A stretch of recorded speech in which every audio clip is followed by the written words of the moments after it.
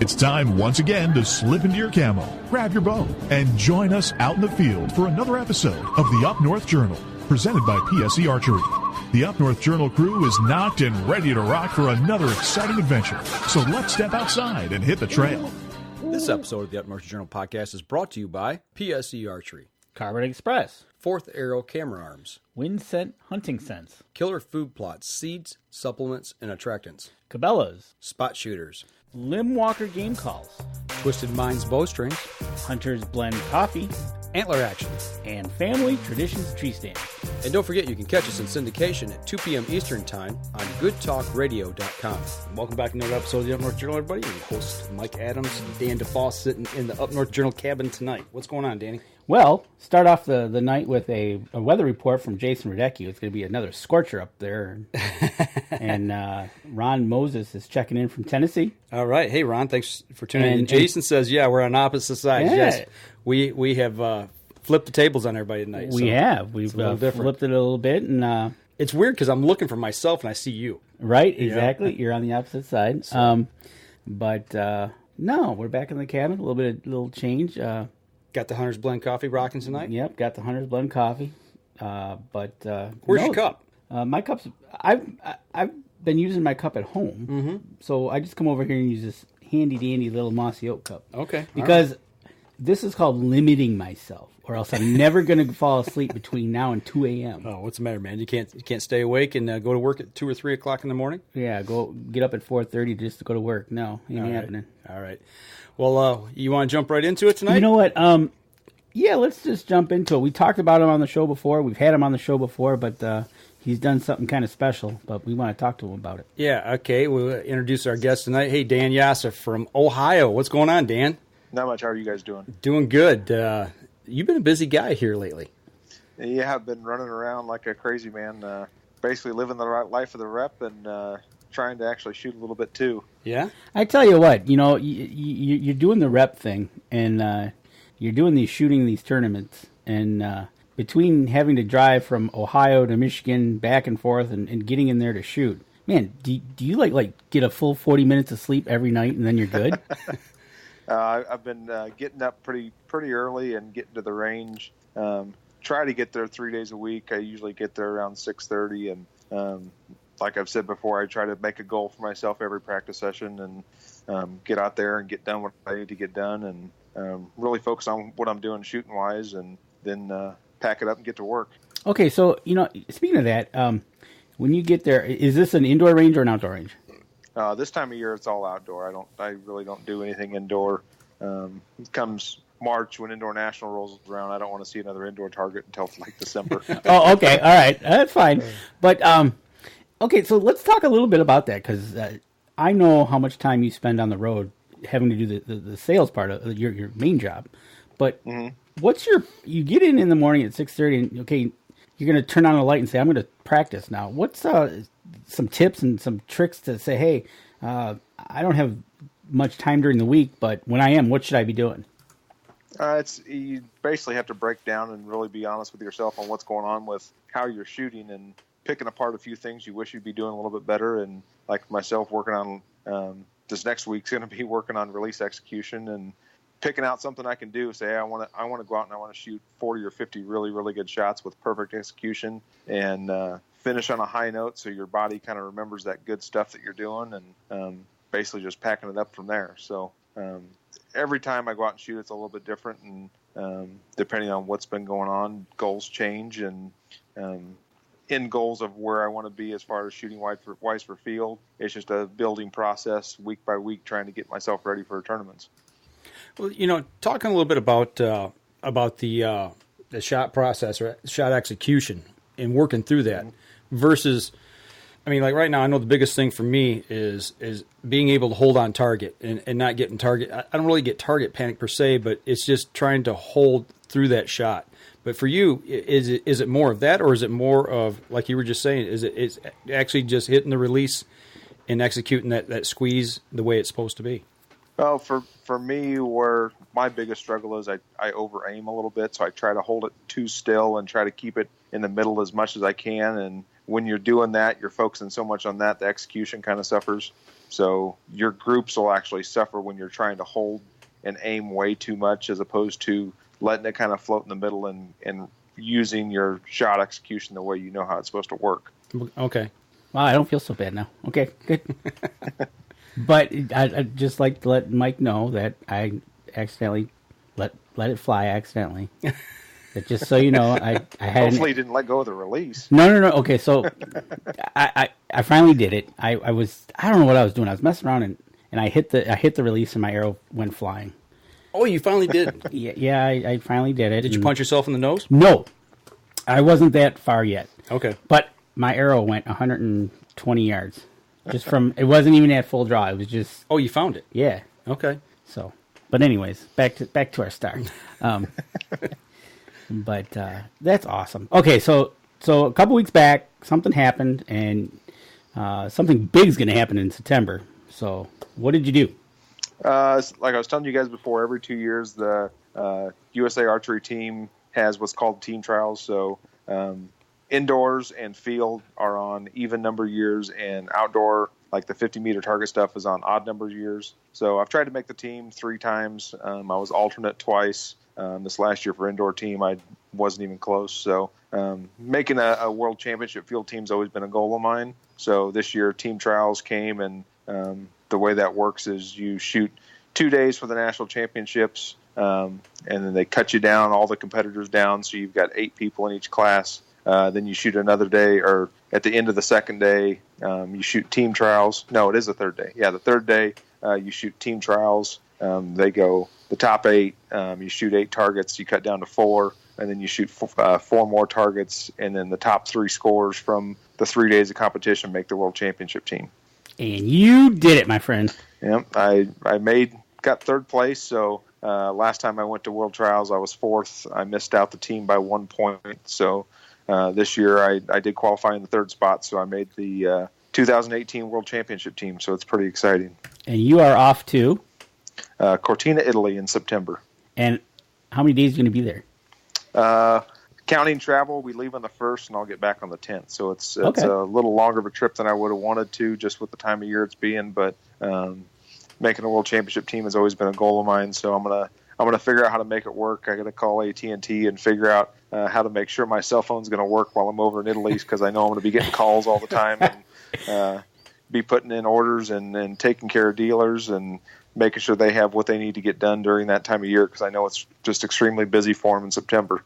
Absolutely. And being Italy, it's I was gonna say 5-6 hours ahead of us, maybe. I think it's 6. Okay, so 6 hours. So that's actually not bad. So I'll be able to get all my stuff done. Usually we're done shooting by 2 or 3 o'clock in the afternoon, which will be about time where guys are going to be calling me if they need something, need help with something, warranty issues or anything like that. So I'll be able to shoot and then have the rest of the day to field phone calls and do what I can to help my dealers in the territory.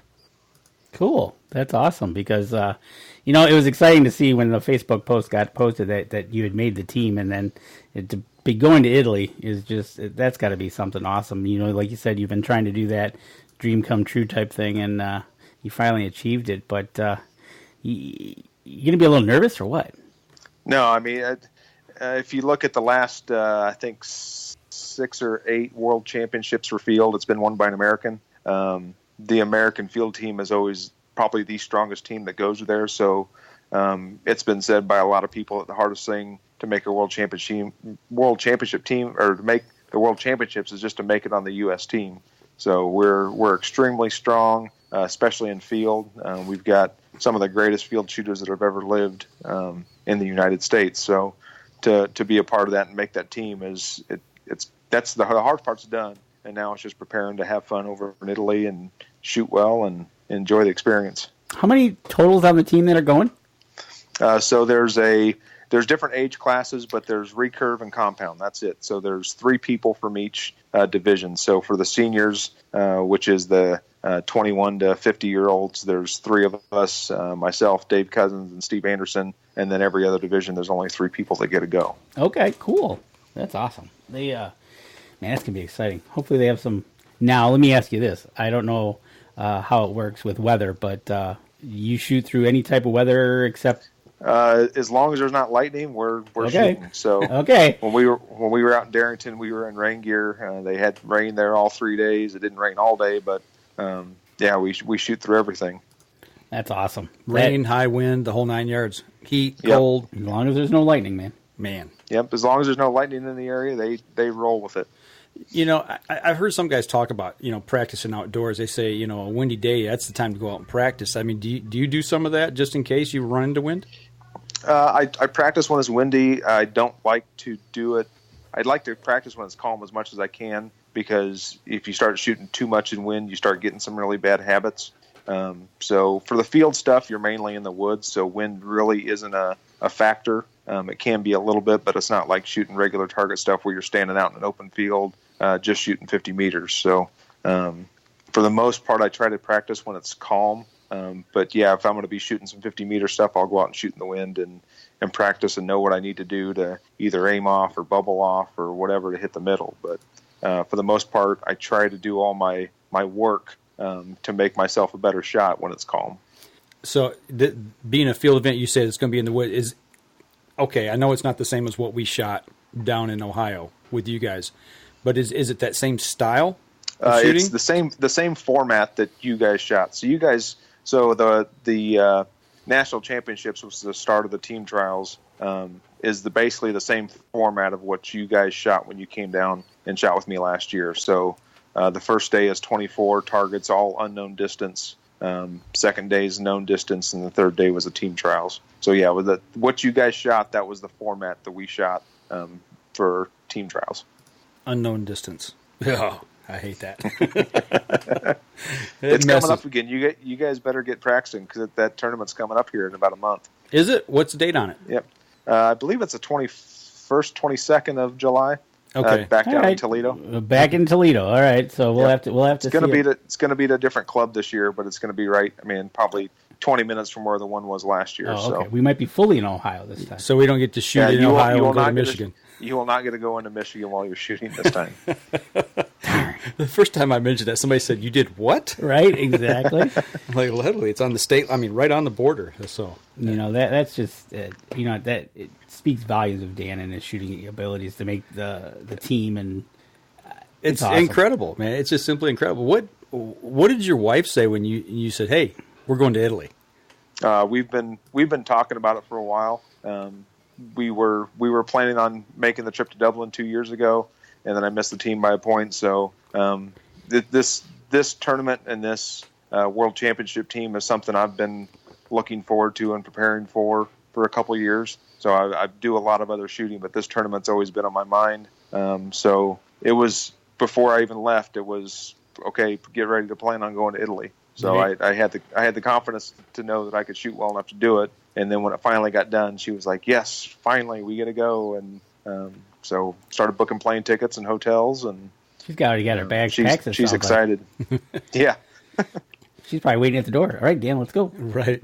Yep. Okay, now, I've never been overseas, but, I think of Italy, you think of certain things. What's the terrain like where you're going to be shooting? Is it going to be a lot of flat land? You said it's going to be in a wooded area. But it's going to be in the Alps. So okay. It's in the mountains. So Cortina is like, if you look at Switzerland, the Swiss Alps, that same mountain range runs into Italy. So that's going to be where all the qualifications are done. So the first 2 days of competitions are going to be up in the mountains. Okay. Trails running through the mountains, different targets. So quite a bit different from the stuff you guys saw when you came down to Ohio, but those same kind of targets in hills that are 20 degrees uphill, 20 degrees downhill. I was just all over the place. Just about thinking about that, being in the mountain type terrain. Yeah, it's going to be. So you got to be a billy goat. It's almost like the one stand where you're shooting at 11 degrees. Oh yeah. So figure the 55-meter target you guys shot on the same kind of slopes. No thanks. Right? Man, that's going to be some. I can't wait to see pictures from this. This is going to be awesome. Yeah, so they'll do that for the qualification days, and then all the eliminations. From what I hear, is going to be in the streets of Cortina, which is right at basically the foothills of the mountains. So from what I hear, we'll be shooting on the streets up into the mountains. So it's going to be a pretty good time. I'm looking forward to it. Now over there, we've talked about this before. Archery over in Europe is a lot bigger than it is here. Yeah, target. I mean, you look at over here, hunting is 97% of the market. Over there, it may not be 97%, but it's a vast majority of the archery market over there is for targets. And there's a lot more recurves over there, too. So that's probably going to be one heck of a shindig. How many countries are involved in this? I don't know how many countries are going to be involved in it. I know that they send quite a few teams there, but I don't know the exact count. Man, it's going to be a wild 9-8 days, whatever he's on the ground over there. No kidding. You know, I remember the Lancaster shoot this year. We got to watch part of that live. Is any of this going to be on the internet anywhere that we could see it? Possibly. Yeah, World Archery will have all the elimination matches on YouTube. It may, for us being in the U.S., I think NBC may have the rights to the World Archery stuff. Yes, so they do. It may be on NBC Sports on their live streams, but they will be doing a live stream. It just depends on where you have to find it. I'll have to find out that information, but I think it's going to have to be on the NBC Sports webpage, probably. Right, exactly, because actually Chris Schnurr asked that same question today or yesterday, and there was a shoot yesterday, right? Steven Hansen, you know, he answered the question was NBC has the rights. I'm like, okay. Yeah, so they had the World Cup out in Salt Lake, and people trying to find it on YouTube. Like everything else on World Archery you can see, but any of the World Cups, NBC has rights to it. So it just probably depends on what their contract states on what they actually have rights to. So they may not want the field archery stuff, so that may be on YouTube, but I mean, I'll have to look at that when it gets closer to time. Simply incredible. I just can't imagine shooting on that kind of stage. I mean, we watched you shoot at Lancaster, but on a world stage, that's just, I don't know, man. That's just got to be exciting. It doesn't get any better than that. I don't know what Dan. I know we watched him do the Lancaster thing. But that was a pretty big stage. Yeah, Lancaster. But okay, so now this is the world stage. So you were stone cold there. Is you going to be the same way here? I try to be every time I shoot. We have a new stone cold in this world. That's right. Stone cold Dan Jasa. I'm not going to shave my head. Oh, come on. Don't do that. Well, I tell you what, if you can hang on for a few minutes, let's take a quick break. When we come back, we'll continue a little more of a conversation, if that's okay with you. Absolutely. Okay, hang on, folks. Here, we're going to take a quick break, step outside. We'll be right back after this. PSE Archery has reinvented the way you buy bows. From now on, you can make the most educated decision possible by basing your bow choice specifically on your shooting needs and goals. All you need to do is ask yourself, what kind of shooter am I? What do I want to achieve? PSE will help find the right category for you. So, what kind of shooter are you? Find out at PSEarchery.com. Killer Food Plots have been helping property owners for over 20 years create premier whitetail habitat. Whether replenishing your soil with their all-natural Organics Fusion pellets or planting a premier KFP food plot seed blend to help your deer rebuild their bodies through spring and summer while supplying the much-needed high energy during and after the rut, you can trust that Killer Food Plots family and their products will help your deer achieve their full potential.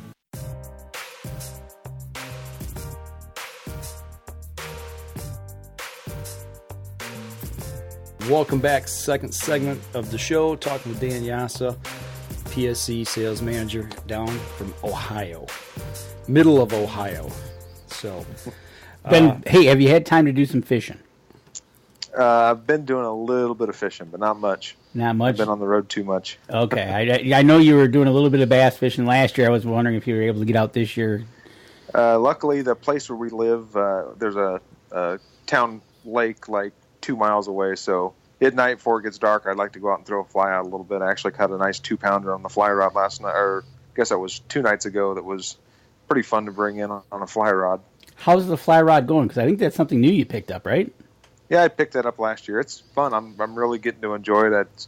The regular spinning tackle or bait casters are a little boring now after throwing a fly rod for a while. I gotta get him up here to go after muskie. You've been talking about it. I know. Twist my arm. I know, right? I got to get a hold of Eli and get. It's getting to be about that time where they're going to be up on top. And yeah, I would love to come up muskie fish. That's a bucket list fish for sure for me. Well, we were down there at Toledo, or I was down there. What was that? A month and a half ago or so. when I came down with that shoot back there at Mudjaw. Yep, and Mudjaw. And I come in from shooting, Chris Schnurr and Chris goes over to his vehicle, and I look over, and Dan's like starting to break out. He's got a fly box, and he's going through his flies and everything. And all of a sudden, here comes Chris, and he's got one. They're comparing. It's like you've got him hooked now as well. Oh boy! So yeah, I took him out when he was over at Cabela's. They've got a lake over there, and I had 2 fly rods with me. I let him play with one, and now he's got more fly rods than I do. See, you were over by Cabela's. Did you go to the lake, or were you in the little cuts? The little cuts over there. Yeah, that can be fun in there because the carp come in there too, and you can go bow fish. If you walk along that road, you can bow fish that. Okay. When the carp are in, yeah, you can bow fish that. But speaking of bow fishing, just bows in general, how's the new? About a couple weeks ago, they announced the new 28 coming out. That was back on June 1st? June 1st. Yep, so been 3 weeks, and dealers have them, and they said the people that have shot them so far, they've all been blown away, and that bow is going to be a pretty hot ticket this fall, I think. Absolutely. You know, I was at Jim's yesterday. Okay. And he had a couple up on the wall, and I was kind of just eyeing them, and dude, for a blind hunter like I am, typically, it's a winner. The 28 axle. The axle 28. I mean, that's going to be so awesome in a blind. I'm excited. Yeah, I mean, all over that bow is going to be great. So I've been playing with mine a little bit more here and kind of shooting at some distance in the mornings whenever I go out and shoot a little bit just to play with it. And the more I shoot it, the more impressed I am with it. I've never been a real short bow kind of guy. I've always liked a little bit longer bow, but this thing just impresses me more and more every time I shoot it. And what's the longest you've shot it? I shot a couple at 100 with it the other day, and like I said, it's just amazing what that little thing will do at 100 yards or 80 yards. And I've put a pretty good wad together at 80 on one of the field faces. So I'm not going to be taking to any tournaments anytime soon, but it's definitely going to be packing with me in the woods this fall. Well, it didn't take long for people to get it out in the field and start killing stuff with it. I seen a couple bear that were taken with it right off the bat that first week, if I'm not mistaken. I was actually, before it was even released, we had, when we got our samples out, our Northeast rep lives up by Canada, went on a bear hunt and killed a 426-pound black bear with it. So he's got the first confirmed kill with the Evolve 28, and it was a dandy. Oh, there you go. You know what he's going to be talking about at ATA next year. Guess who got the first one? That's getting the job done, man. I mean, like you said, right out of the gate. That is cool. Well, anything else you got going on? Anything down that way that's newsworthy or noteworthy? Not that I can think of. I'm just trying to get out and see some new dealers and spread the PSE love around the territory, and that's been about it. Have you done anything in the way of securing somewhere to hunt in Ohio for this fall? I'm still looking. I'm just going to go the public land route this year. Ohio's got some pretty good public ground, and I'm sure you've seen some big deer get killed. The Mark Hammer buck was killed on public ground. That was a 254-incher. I know we had a young man a couple years ago kill a 220-incher with a stinger down here. So I live right in the heart of Licking County, so I've got a lot of stuff that's pretty close. I probably will go start knocking on some doors when it gets closer to September, maybe try to find some private ground. But my plan is just to hit the public ground scene this year and see what I can do. So what he's probably going to do is October, just drive down the highway and pull off on some public land next to a highway. Yeah, walk in. Shoot a monster. Shoot a monster buck right next to a highway. Well, when I moved here, I invested in the OnX Maps app, and tell you what, there's a ton of information in there. So whenever I'm driving around, if I stop someplace, I always kind of pull that up and look and see what kind of public ground hunting is around, and start making notes of some private stuff that maybe look good, and jot down some information on the owners so I can go and talk to them and maybe see if I can get some access there. But that app's been actually pretty invaluable, even for fishing around here, being able to find public places to go fish. I use that thing all the time. Never thought about using it for fishing. That's interesting. Yeah, that's pretty cool. With as many streams and stuff that flow through here, you never know if it's Columbus City or somebody private, or with that app, it's pretty dang accurate as far as where the boundaries are. And with the GPSs on these phones nowadays, it basically will give you a pinpoint of exactly where you are. Absolutely. Well, you talked a little bit about public land hunting. Last week we had a confirmed case of CWD here in Michigan, right almost down the Ohio border. Just, you've been in Ohio now, what, a year and a half? A year and a half? About a year and a half. What's their thought process on CWD? I mean, you guys don't have anything widespread outbreaks like we do here in Michigan. Being that close, do you know anything about what they may be thinking or doing or what they've said? To be completely honest with you, I haven't really dug too deep into it down here. I know whenever I was back in Missouri, we had quite a few outbreaks, and the Missouri Department of Conservation was trying to figure out ways to kind of stave off the spread of it. I'd have to assume that the DNR here is kind of doing the same thing, trying to figure out ways to make sure this stuff doesn't spread further into the state. But to be honest, I haven't been too up on the new information on the stuff down here in Ohio. See, and the difference about Ohio is I think they manage a lot differently than Michigan does. A lot of places manage a lot differently than Michigan does. Don't get me started. I couldn't have, maybe I should have worded that a little bit differently. But anyways, I think they tend to manage more county by county in Ohio as opposed to our units by units, DMUs. Yeah. So don't get me started is right. But I wouldn't be surprised if they did something around that county in Michigan, around their counties adjoining Ohio. Well, see, and that's the thing. The reason I brought it up is Jackson County. There's only one county between the state line and the southern border of Jackson County. So, being that if that winds up being a quarantine area, you're going to have a county right adjacent to Ohio that's a quarantine county. Right, exactly. So I'm sure they'll all be in conversation together between Michigan and Ohio, and he might be far enough south, it's probably not going to affect him. No. It's not like something here where they do a shotgun blast and it affects everybody from Timbuktu. Yeah. 13 counties, I think, is what the latest one is. Right, exactly. So, but I'm sure they're doing something or trying to prevent as much as they can. Right. But to be honest, I haven't been too updated on the latest information on CWD around here. Well, you've been pretty busy. Yeah.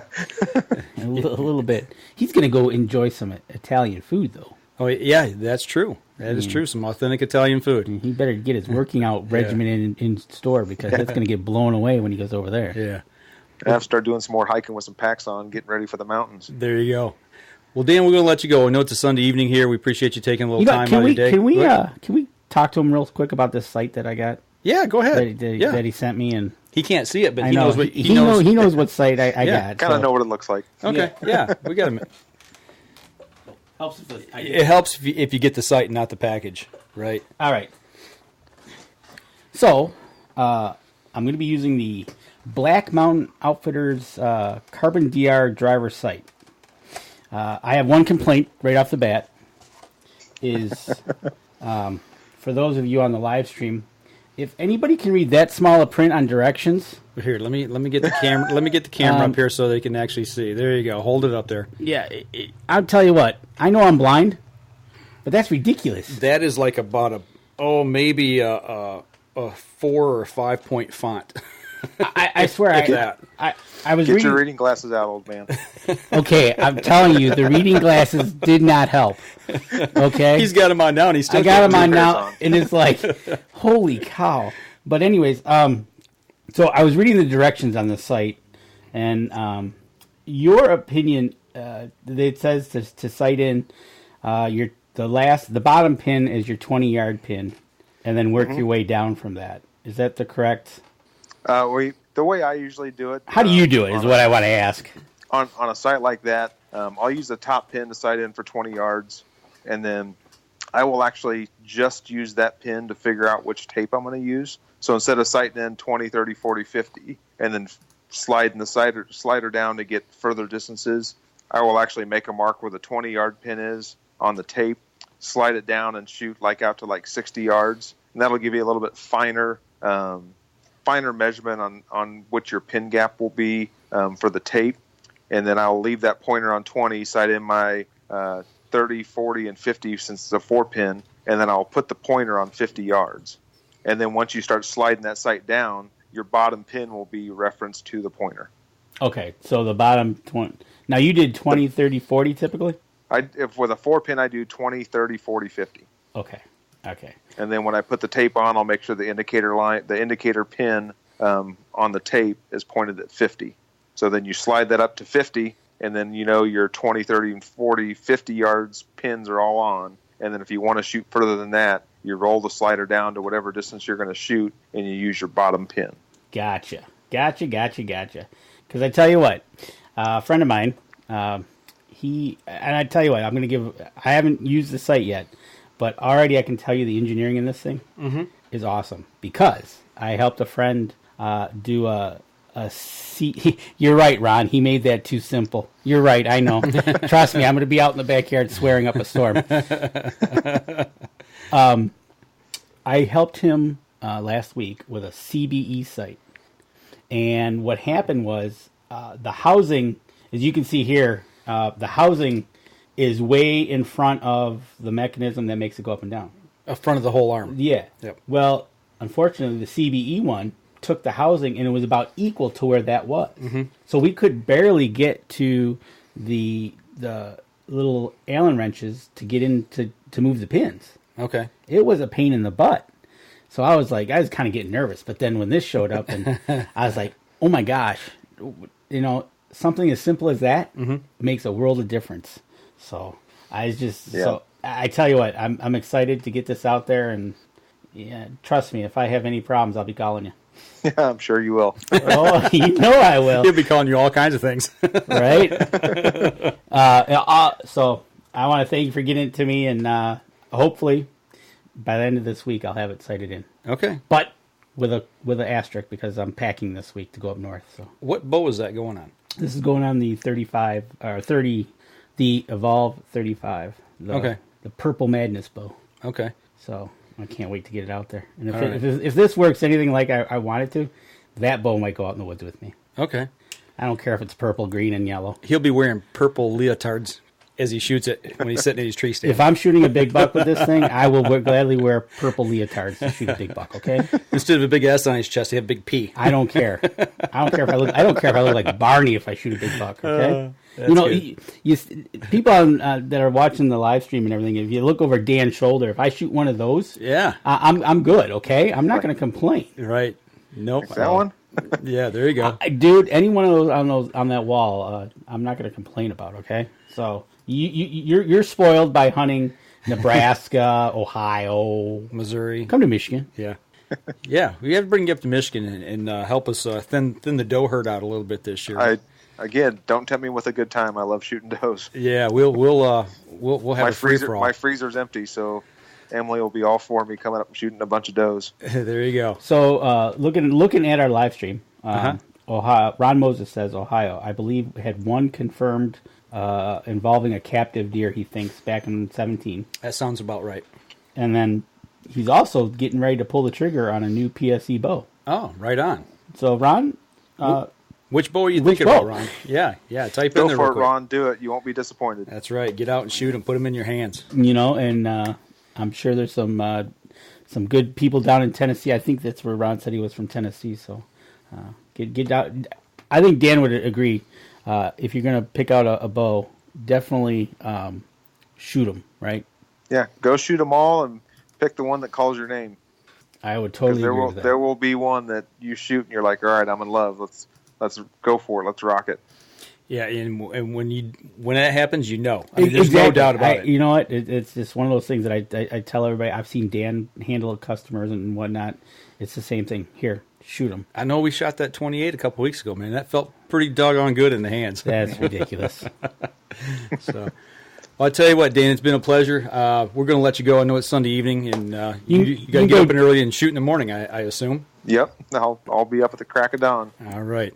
Well, you take care down there in Ohio and have a blast over in Italy. And, maybe we can ring him one day and wake him up. Ron Moses is from Michigan. Oh, he's from Michigan. So he should stop by and he's stuck on the road. Okay. That's why he's stuck down in Tennessee. I got you. I get you. Right. Well, Ron, if you're ever in the area when we're around and you pick the right weekend, Dan might be there, and you can. You never know. That's right. So, all right. Well, let us know when that. You said the exact day, and that's the 21st and 22nd down there in Ohio. I'll double check, but it's that weekend, whatever July 21st, 22nd, whatever that Saturday and Sunday is. That's the weekend they're doing it. So it's a 2-day shoot. If you guys can, try to make it down for a couple days and bring some people with you too. Yeah, I'd love to. We'll round up and maybe bring a busload down if we can. It'd be a lot of fun. More the merrier. All right. Hey, you take care, and we'll be talking soon. All right, man. You guys have a good night. All right. Take care. Bye. Bye. All right, folks. We're going to step outside. We're going to take a quick break, and we'll be right back after this. PSE Archery has always dominated the speed category. Now, the most revolutionary cam system ever to hit the market has perfected the shooting experience. Introducing PSE's Evolve cam system, featuring extremely high let-off capabilities and the smoothest draw cycle in history. No other cam system has ever delivered this level of total comfort and total control. Experience PSE. Experience performance. Killer Food Plots have been helping property owners for over 20 years create premier whitetail habitat. Whether replenishing your soil with their all-natural Organics Fusion pellets or planting a premier KFP food plot seed blend to help your deer rebuild their bodies through spring and summer while supplying the much-needed high energy during and after the rut, you can trust that Killer Food Plots family and their products will help your deer achieve their full potential. Welcome back, third segment of the show. It's getting a little warm in here in the cabin. It is getting a little warm, and you know what? It's kind of sad. What's up? We're starting to lose daylight. Yeah, first day of summer was the 21st, and today's what, the 24th? Yeah, so days are already getting shorter. But that means we're just another day closer to hunting season. Exactly. Exactly. Mm-hmm. You know what? It's always good to have Dan on the show. Absolutely. Bring us up to date with what's PS. You know what? And I'm so excited for him getting something like that accomplished. Going over to Europe, where it's at this year. I don't know exactly all the different places it's been, but, you know, for 8 days that he's going to be there, it's going to be something memorable. Mm-hmm. Oh, absolutely. Absolutely. But, good luck to him, and shoot straight. Absolutely. So. Aim small, miss small. You got it. And, yes, that's a good, he had a good tip about not over holding your sight pin too long. Because then it starts to just get it to the point where it feels good and let it fly. You know, back a couple weeks ago, I told you I was having a few issues. Yeah. And I thought my shoulder was a little bit yacked. And I laid off for a week and really didn't shoot during the week at all. And went back at it again this weekend. And actually broke out the 31, my hunting bow, the Evolve 31. And started shooting the new Carbon Express pile drivers and getting them on. How's that shooting? Shoots really good. I mean, the arrows fly good. What got me is I've been shooting the Phenom now, since May? Yeah, April, May? Whenever the weather broke. And I was shooting the Carbon Express Maxim SDs for target. When I knocked the first arrow for the pile driver, I was like, whoa, man, this thing's huge. It's like shooting a telephone pole. I can really tell the difference in the weight. Exactly, you know, and then I kind of did the same thing. Mm-hmm. I was shooting the Ferocity, and I said, you know what, I'm going to pull out my 31 and just shoot it. And man, you're right, it's a lot different. The two bows, the Ferocity to the Evolve 31 is different, and I just got the 35 set up. I'll be shooting that this week, and it'll be fun. But yeah, that's why it's so important to get out and shoot them, because they're all different. Absolutely. So the biggest thing other thing I noticed was not only the weight of the arrows, but also that the Phenom is set up at 50 pounds, 50-pound draw. Yeah. And I went to shoot the 31, and I've got that set maxed out at 60 pounds, probably about 62 pounds on the draw. And, I shot probably close to 40 arrows, and my arm was starting to feel it just a little bit. Oh, really? Yeah, just that subtle difference between the two. I have got, I want to say, I think all mine are set down to 55 now. All of them? Yep. Okay. It's across the board. So, but no, it was fun to get out and shoot. And so you got the new sight. You're going to get that rocking. Yep. You get that rolling. All right. I'm excited get that out there. And I know it was tough to set up the that CBE for my friend, so I'll be a little nervous setting this one up, but we'll get it there.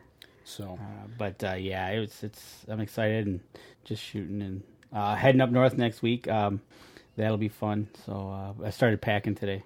Okay, just can't pack in one night. No. What are you going up for, a week or a long weekend? Gonna go for a week, and it's our usual summer trip up to the cabin. Okay. I have not been able to get to the cabin yet this year. Okay. Yeah, grass is gonna be a little long. I don't know how the trail is. Are you doing anything with food plots? Okay, so I didn't get up there when I wanted to pull some soil samples. So I think what I'm going to go up there, I don't know. I just this year I'm going to grab some more soil samples. I'd like to know where my soil's at. I'd like to get up there for Labor Day. If I get my soil samples here in July, I should be able to get results back in time to know. Do your fall planting? To do my fall planting. Okay. So I might do a little work on them. Maybe try to knock them down. I'm going to see what you got. See what I got. I'm really interested to know what the new growth. It's been a full spring season there. There's all the cutting's done, so now I want to see what the regen looks like. Oh, from the logging. Yeah. Okay, I got you.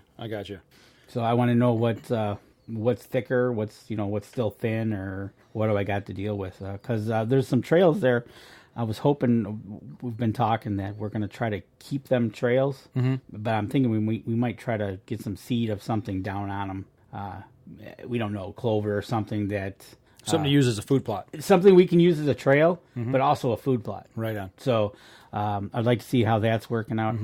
I know they've had some serious rain up there. Okay. So I don't know exactly... I'm expecting with all the rain that they did have that... it should be lush and green. Okay. So that's why I'm expecting some grass. And get up there. I might do some... I don't know what I'm going to do yet. I'll get up there, and I might have to make a trip to town and get some seeds. There's a new seed place in town. So I might go up there, see what I got to deal with, and go check them out, and maybe pay them a visit and spend my money there and kind of help out the economy up there. Right on. When you plant, you just use a broadcaster, or do you hand throw it? Okay, so... last year I used a push broadcaster. Okay. Tractor Supply had some kind of deal. You buy a bag of fertilizer and you got a hand spreader. Okay. So I got a hand spreader now. Okay, I was gonna say if you needed to borrow mine, you can take it up with you. No, I got a free one. So okay. It was pretty cool.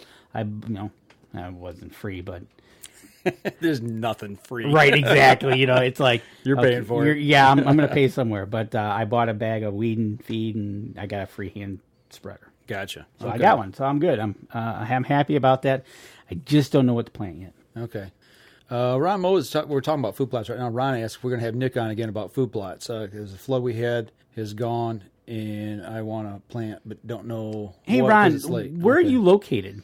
Yeah, type in, let what me know area. Where you're located, because I'm kind of interested if the flooding, because I know the Western UP got... that's something we hadn't talked about. You're not far from where that happened. I am would be southeast of all that flooding. Okay, so you're near the Michigami Reservoir, right? Correct. So the water flows into that reservoir. What's that like? That's exactly what I don't know yet. I don't know. I know our stream.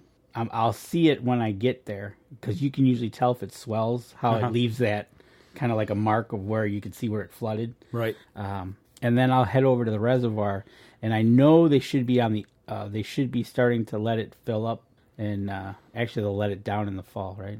Spring, it's full from the runoff. Then they let it go down for the summer. Yeah. So I'll see where that's at, and that water's got to go somewhere. Okay, he's got property in Augrays. He's in Augrays. So he's just south of us. He's just south of you up there, and you're going to need to get on there and start doing your food plot maintenance, especially if you're going to do some fall stuff. I know Lincoln said he got his soybeans in a couple weeks ago. Yep. We talked to him last week. We have not done anything this year with a spring planting. For the guys who's been following us here for the last 3 or 4 months, we're now working with some consultants, land consultants, as well as They're helping us with our deer management plan, our habitat management plan there on the property. Yep. By the time we got things rolling, it really is too late in the spring to do any spring planning. So we're going to do some fall planning, and this year it looks like we're going to try to save a little bit of money and maximize our potential going into next spring before fawning season. But what we're looking at is probably doing some oats. That's kind of the direction they were leading us into. We haven't really confirmed that as of yet, but that's probably where we're going. Oats. So you plant the oats and just let them stand? Yeah, I think so. I don't know. I've never worked with oats. Everything that we've done in the past has been rye and clover, pretty much. You had you turned me on to the rye, the rootstock rye, and the clover, and I used that last year. I'd be interested to see if that came up. What didn't come up last year? I can tell you, there's not a lot right now. Anything that wasn't planted with anything of any height, clover is gone. I mean, it's the one with the clover that's lasting is stuff that's in some tall plant material. Okay. So it's like I said, we're just in a strange dynamic right now. We're trying to get rolled over into this management plan, and we're kind of it's like, okay, let's forget about all of the old thinking, the old things we've tried, because we tried so many different things in the past, and played experimental games, really trying to figure out what we could grow and what would work. And we were planning things that were good, but it was at the wrong times of the year. Well, that's the thing, right? And now, like you said, you have the consultants on board, so now they're going to try to erase the blackboard. Yep. And say, okay, now think like this. Yep, exactly. And what they do, it definitely works. I've seen the results of what they're doing, and it's just a little bit of a shift from some of the things we've been doing, and it's a different way of thinking, and hopefully it's going to save us a little bit of money in the long run, and it's going to get the deer in kind of in check. Start shooting the does, thinning the does out, getting our buck to doe ratio in a better balance. Somewhere close. Yeah, somewhere close, and start working with that. And that's the thing. Come up with a plan. You got to come up with a plan, but you got to do the footwork now to get that there. And his resume, or their resume, actually, when we were up there for the necropsy, there was proof in the pudding when they brought that deer from another property. Yeah. And said, here, this is from another property. And take a look at this. Take a look. It was like, whoa. Yeah. So. Yeah, what those guys do, it just speaks for itself. Exactly. So that's awesome. And we're at July 4th. We still got some fishing we need to do. I got taking the kayaks and we get out there, do some kayak fishing. I haven't been yet this year. I want to get out there. Definitely get the kayaks out there. Jake just came home. He was home for about 10 days from college. And he just left before we started the show. But they were out on kayak. Him and his buddies were out on kayaks twice while he was home, but didn't do any fishing. I've yet to wet a line this year. It's something I definitely want to do.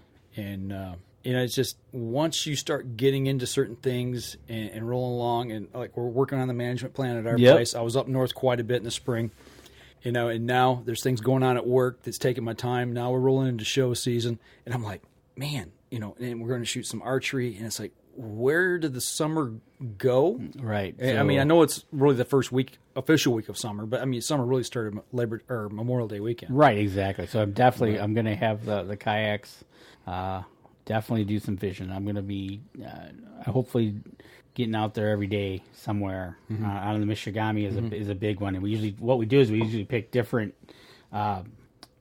put-in points. Okay. And then, let's go to this one, and that'll be a cut, and we can fish that one. And how big is that reservoir? Oh, my Lord. It's huge. I don't know the size offhand. Compare it to, like, something around here. Houghton Lake size? Okay. So it's bigger than Lake Fenton, obviously. Oh, yeah. It's huge. Okay. You could spend a day just going in and out of the different cuts. Okay. And that's how we do fish if we have a boat up there, is we'll just pick an end, and then we'll just troll into the cuts and throw, or we'll do a little drifting. But there's definitely some little lakes as well that we might try to get to. It all depends. Sometimes the 4th is probably going to be busy. Okay. So, and it's in the middle of the week this week, isn't it? It's Wednesday. Yeah, it's on a Wednesday. It's right in the middle of the week. Yeah, so we'll have to see how that is, because sometimes you show up at one put-in and there's a massive amount of people. Go to another one, there's nobody. Right, exactly. Right. And Also, Wisconsiners like to come over and do some fishing over in Michigan. So you can pull up to a lake and in the put-in point, and there'll be 10 cars there, and 9 of them will be all Wisconsin plates. Interesting. Yeah, it's pretty good. Definitely interesting. Well, I'll tell you what, we're bumping up here on our last break, so we're going to step outside, take a quick break. We come back, we'll kind of wrap up the show, talk a little bit about some things that happened here in Michigan this week. So we'll be right back after this.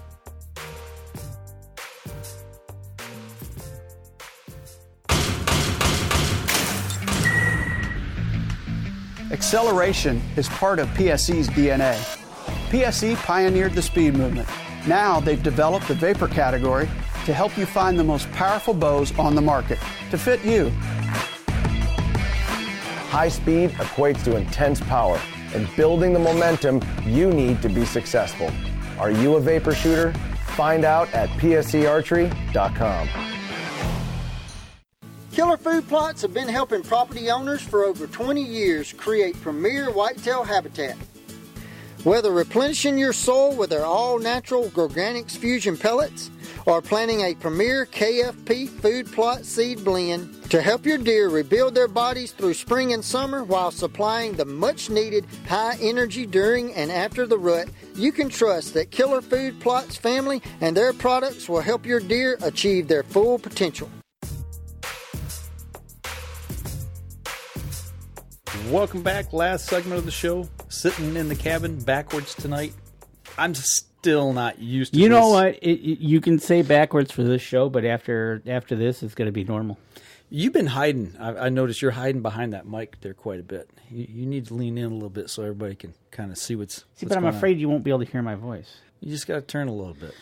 Turn my mouth like this. Yeah, there you go. Yeah, okay. But we did a little redesign, flip some things around, make things a little easier on us, and a little better, hopefully. And what you got there? Ron has a fact here. Mm-hmm. Says that rice grows in water. Uh-huh. And he's right. And if he's had flooding, actually, I think, matter of fact, today was one day that I think they had a lot of rain up there, and it was just doing the old spin on top of, just above Saginaw on that, with the low pressure going through. Okay. It might have rained a lot up there. I know yesterday there were some areas that got hit pretty hard. We were at a open house. Yeah. And the clouds were dark all day. And it's like, as soon as the clouds passed over us, as soon as they got east of us, boom, it cut loose. And they got a lot of rain just east of us here. So yeah, they're just east of us got rain, and then we didn't get nothing here, or right. we got a pass and shower here. And it was one of those, the weather guy had the map up, and it was just like a green speckled mess. Yeah.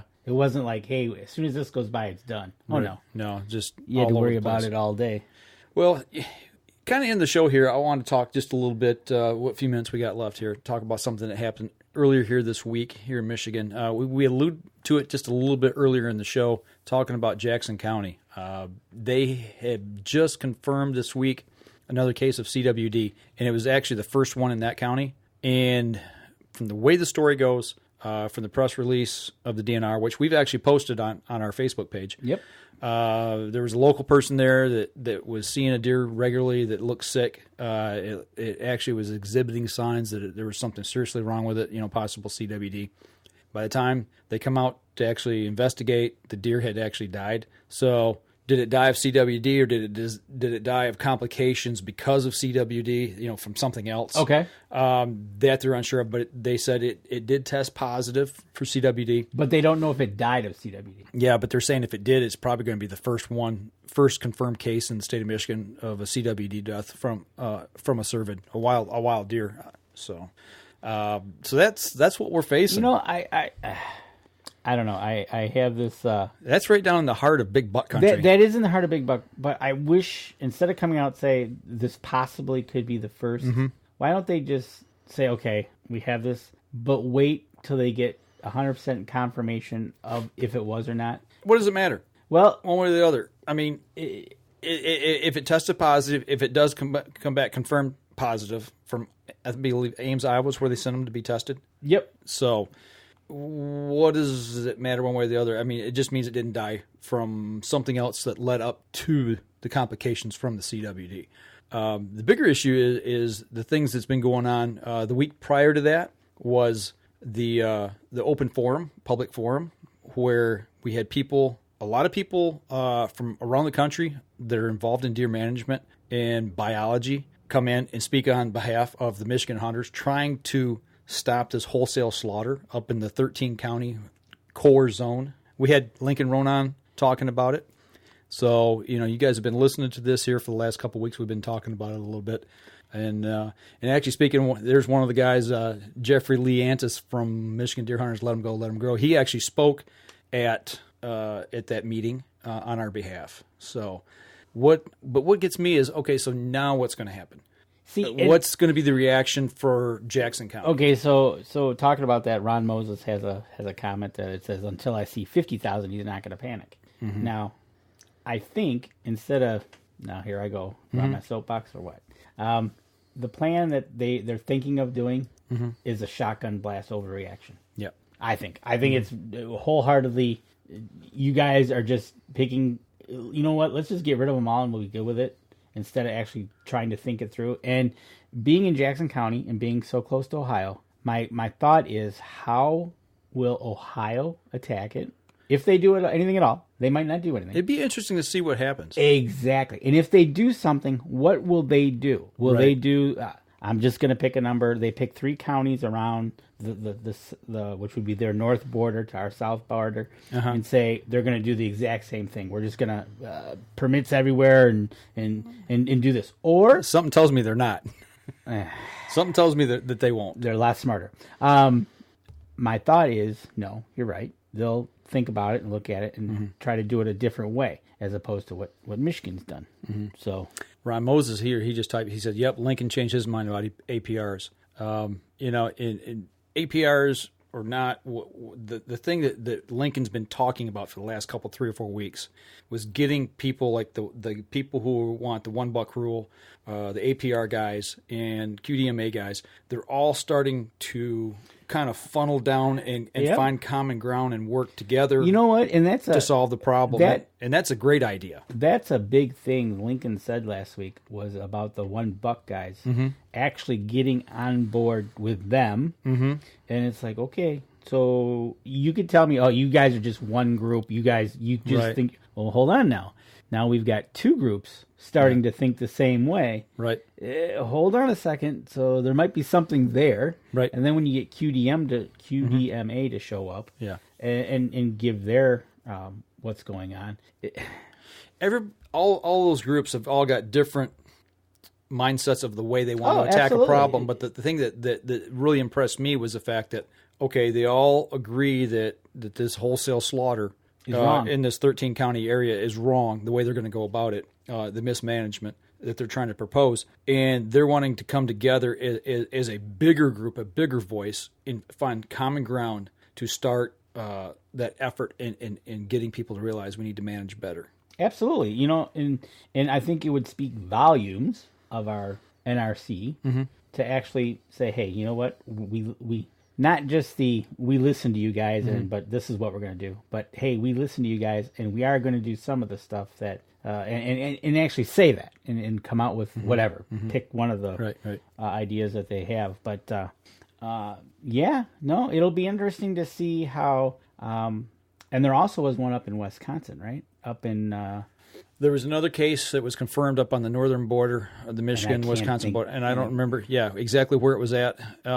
And that was in Wisconsin? That wasn't in Michigan. No, it was in Wisconsin, which was close to the Michigan border. So what's the DNR's response going to be to that? Right, exactly. How is that going to play into your area where you hunt? I know last year already the PSAs were going off. Public service announcements on the radio were repeatedly, almost hourly, about, hey guys, if you're bringing any deer from Wisconsin, you can't bring this, you can't bring that, we want it deboned, we want it no brains, no. They were adamantly talking on the radio, at least, to the people in the area, what not to do, and talking to the butcher up there. It's definitely a concern, and they're trying to get ahead of the curve, but we'll see. Something here before the end of the show, which I want to throw out real quick. This is something that most of you guys know that's watched for any time. I work at a local TV station, and I've been working on this outdoor segment for the last 6 months. Going out shooting, producing, directing it, and editing it and the whole 9 yards. It's called On the Trail. Yep. It's with Williams Gunsight Company here locally. And Tom Wright's the owner, the CEO of the company, and he is the person that actually does the interviews with these people. He's the front man. We were talking this week, and he was asking about, well, hey, what do you think? What's going on? And so we're going to try to talk to a local deer farmer. Okay. Somebody we met at ATA. Yep. I knew exactly. As soon as you said local deer farmer, I was like, okay, I know who that is. Okay. So they've got deer behind a high fence. They make product. Okay. They don't hunt them. They make product. They make product, and I bet. It'll be interesting to. So we're going to go talk to him, and the reason I bring this up is for everybody that's listening to this podcast or live stream, or if you're catching the live stream that on YouTube or whatever. If you've got questions about CWD, anything like at that, all, pass them along to us. I can't guarantee that we'll ask those questions on it, but I'm going to forward some of these things along to Tom and say, hey, look, this is what some of the people are asking. Right, exactly. The people want to know this, whatever it might be, and no question is a stupid question. No, ask. I mean, that's it's one of those things. And Ron said it there. He's not going to worry about it till 50,000. So yeah, well, I know, and it's just one of those things that it's big, but it'll be interesting to see how Ohio attacks it. That's all I got to say. Yeah, if they do anything or if they don't do anything, what is going to be their initial reaction? I want to know what state of Michigan is going to do actually here with this new case. Oh yeah, in one county. So that came out this week. So that's June, the last week of June. We're going into July. There's going to be a July meeting. And so when do the final recommendations? Tony Smith just joined. Tony, if you're listening. When did either Jeffrey or Tony, if you know when the final recommendations are voted on, put into place. When does the NRC make their their rule changes for the upcoming 2018 deer season? Because I think it's close to August. Okay, so let's go with that. So now that you got this new case, right? Here we are. We've got one more meeting left, and then we'll say August. We don't know. Hopefully they'll tell us. But they might have to make some more changes depending on how they wanted to handle it, or they just. I don't know if they do a wait and see. I'm sure they'll probably put a perimeter around it the way they've been going. Well, it makes me wonder. We're going back to if they're going to keep trying to follow what the DNR recommendations are. You're not. Oh, Tony Smith said August. Okay, thanks. That's when the rules are going to be made. How are you going to get hunters engaged in this wholesale slaughter? There was some discussion going on. I believe it was on the Let 'Em Go, Let 'Em Grow page, if I'm not mistaken. A guy was talking about shooting the yearling bucks or not, and talking about buck dispersal. And I seen that Wayne Sitton, he chimed in on it and was basically trying to explain the fact if we shoot the doe cohort, and get those does, get that population down in those areas, the bucks will stay. The bucks don't disperse as widely. So they're not carrying that. And where do they get the disease from? They get it probably from the does in those social groups when they're little. Yeah. So you start thinning them down. They don't travel. They don't take it to another group. Well, like it was proven in my little test case area called behind my house. Danny's Deer Farm. I had 5 bucks last year constantly, every day. I mean, it was like up until I when? could name them. And then we went into the winter, and then all of a sudden now I've yet to see one. You haven't seen any of those bucks. I've got all the does though. And those bucks were how old? Year and a half old? Yeah, they were all little bucks. They were pretty much all were the little bucks. But so I'm thinking after fawning season, you started seeing less and less and less. I haven't seen them since. Well, the antlers are gone, so it was like what I could tell is like okay now, but now all of them coming in are does, pregnant. I did see a little one, so but yeah, it I hate to say it, but it makes perfect sense. If I could actually physically hunt there, why not shoot some of those does that are there? And I'm guessing some of those out of the 5 bucks, a couple of them would have stayed. Right. You know, and it actually this year was one of the first years that I really noticed it. You know, I really paid attention to it, but then because last year I had so many bucks, I'm like, oh, this is good. And all of a sudden it's like, Isn't it amazing once you start learning the science behind Right. this stuff, the things you pay attention to, the little things that you never, ever thought about. And all of a sudden it's like, oh yeah, I remember that was in my Deer Steward 1 class, or that was up at, they talked about that at the Deer Health Check, at the necropsy. And it's just amazing that I've yet to see any bucks this year. Yeah. And last year at this time, it was I could see them in velvet. They were coming in, watching them grow. And all of a sudden this year, not a thing. And I don't know what the fawns they'll be dropping here. I know there's going to be some, but it's like it made sense, and I'm like going, huh? Right. It's kind of like putting 2 and 2 together. Mm-hmm. From hearing what the Sittons had to say and do this and do that, and okay, hold on. Then I go in my little backyard test area and go, wow. Yeah. Okay. Yeah. If I could, and if I shot you, and you. Yep. Because I think I've got probably a dozen does. Mm-hmm. If I take out half of them, would some of those bucks have stayed? Right. It's just amazing, and it kind of making sense more and more. And it's like, wow. I guess I've said the more I listen and listen to the different little places I get information from, and you start stacking it up against other pieces of information you get, and you start putting this puzzle together. It's like, okay, well that fits. No, wait a minute. That there's 3 or 4 different things over here that this doesn't make sense. Right, exactly. So you start putting all those things together that plug in together and make things work, and you start to see a clearer picture. It's just like when I was at the prescribed fire seminar last weekend? Last Saturday. Last Saturday, yeah. When I was there, and Dr. Harper was talking about noticing things within that field that we were standing in, and he was showing things. If you're just standing there looking, it's like, it looks like weeds. And then all of a sudden you start, well, wait a minute, that one there is nipped off. Oh, yeah. And that one's nipped off. Okay, well, you can start to see what they're eating. That reminded me back in turkey season when I was chasing a bird down the 2-track, and they popped out on the 2-track, and I just dropped down on the side in the weeds. Yeah. And I'm laying there, and as they start to walk off, I'm looking down. I quit paying attention to the birds for a second. I'm like, oh, wait, there's something right there. It's nipped off. That's what a deer was eating. You start looking at browse. The big one was when you did the video with Wayne, and he took the hula hoop. The hula hoop and threw it out there, yeah. What are they going to eat in here? And he came up with 9 things. Yeah. And then he turned around and walked to a food plot, threw it out there, goes, they'll eat everything there. Right, yeah. Wow. And when you start looking at things like that, and like you said, and putting whether it's, where did all the bucks go? How many does are here? You start thinking about all those little things and how they all work together. Exactly, and it's pretty cool. That's why I want to get up north to the property and see what the regen is like. Right. Because that's all new growth, and I know that's going to be a food magnet for a few years to be. Right. So, and as far as what I can tell, there will be no changes for up north for me. So I won't be able to shoot any does, which... You can't even shoot them with a bow, can you? Nope. Zero.